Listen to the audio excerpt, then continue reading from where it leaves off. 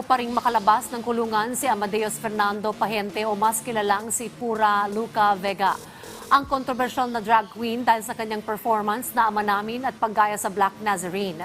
Ay kay Police Major Billy Ray Canagan, Deputy Station Commander ng Police Station 3, Santa Cruz, Manila, kulang pa mga dokumento na dala ang abogado ni Pura o nadala ng abogado ni Pura Luca Vega. Posible aniya ngayong umaga na nila i-process ang pag-file ng piyansa ni Pahente. Matatandaang inaresto ang nasabing drag queen matapos lumabas ang warrant of arrest nito na ibinaba ng Regional Trial Court o RTC Branch 36, lungsod ng Maynila. Kaugnay sa kasong isinampa laban sa kanya na immoral doctrine, obscene publication and exhibition and indecent shows.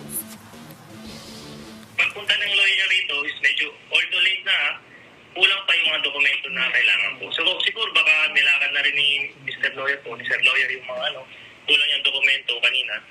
Kaya hindi na po siya nakabalik. Kasi alam niya hindi siya makakalabas. Mag-stay pa siya for another night dito sa ating detention facility.